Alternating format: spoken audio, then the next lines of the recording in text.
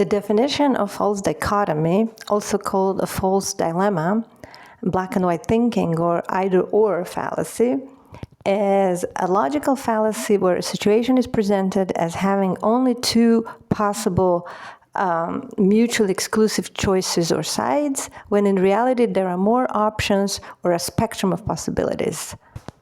It's a common strategy in politics and advertising to force a choice by oversimplifying a complex issue. Narcissists especially love to use it to make you think you have a choice between only two options, both of which serve their interests.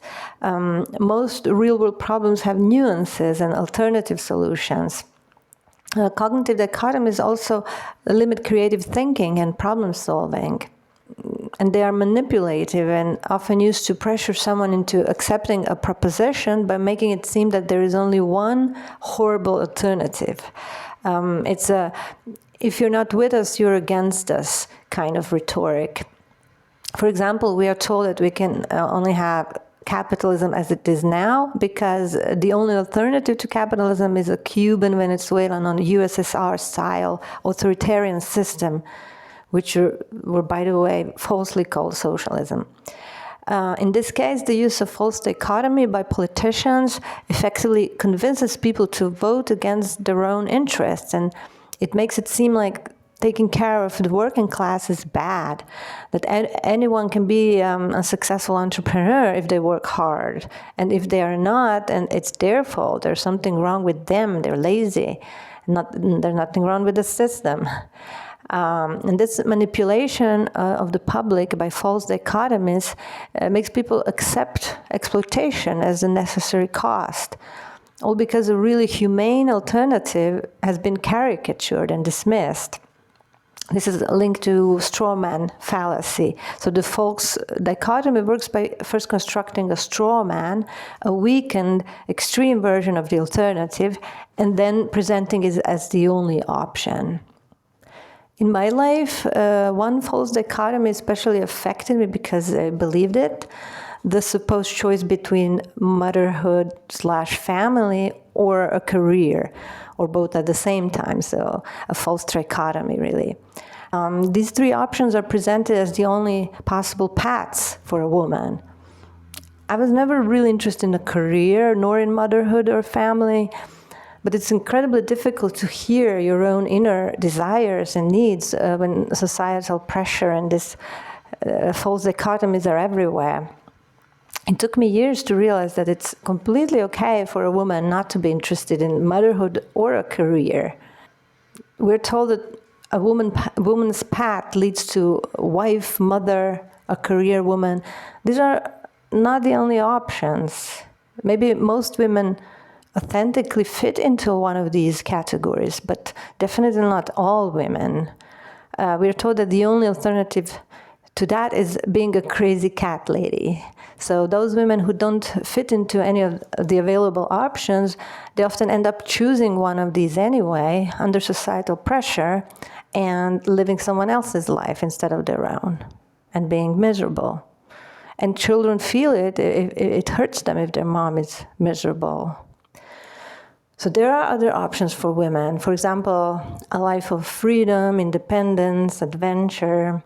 She can also be a mother if she chooses, but often she doesn't if her priority is freedom.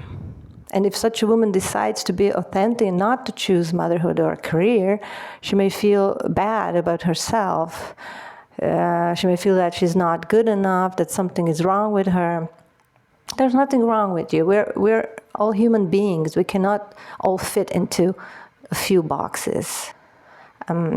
By the way, words that don't have a male equivalent, like slut or crazy cat lady or nag, drama queen, spinster, they're used to limit women's freedom and to control us. We should reject those words, or if we do use them, to give them a positive meaning, if that's possible. Women who don't have children often challenge society more than they realize. By choosing a different life, we reject the main script that has been written for women for generations. Patriarchy has always depended on the women becoming mothers, and not just to raise children, but because motherhood often keeps women financially dependent, doing unpaid labor, focused on caregiving instead of questioning how things work. And child-free women live outside of that structure, and their lives are proof that the woman's worth is not defined by motherhood, and that a full, meaningful life can exist outside of all that. And that's why child-free women are often judged or shamed and called selfish. Their existence proves that women don't have to sacrifice themselves to have value. And shaming is a common way societies try to pull people back into conformity. Some people are also shaming people who live in vans for different reasons. One example of a woman who didn't choose motherhood or a career is a Serbian woman who has been traveling around the world on her bicycle for about 15 years now. She sleeps mostly in a tent in nature, and she loves it. And it's not a comfortable life, but it makes her feel like happy and really alive, as she said. And I totally understand her. She did spend 10 years living someone else's life in a career in finance, I think. That was completely wrong for her. And she set off after both of her parents suddenly got sick and died when she was 40. And she traveled around the world on a bicycle on 150 euros a month, just like me. I mean, I didn't travel by bicycle, but had the same budget. And yeah, so she was also very poor, but very happy.